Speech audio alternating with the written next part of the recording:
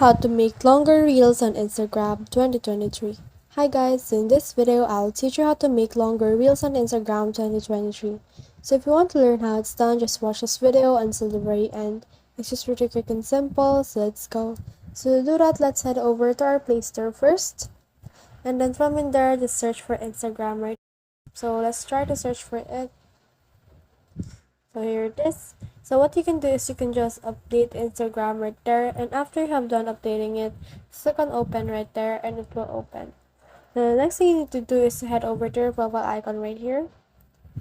And from in there you can see your profile, right? But you can also see other buttons right here. So what you need to click on is this plus icon.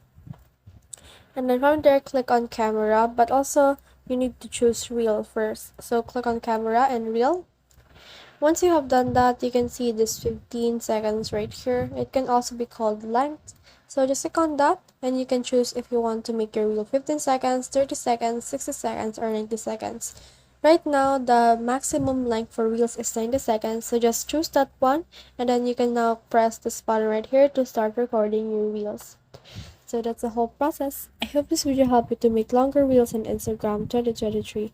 If you have guns or comments, kindly put in the comment section below. And if not, don't forget to subscribe and like.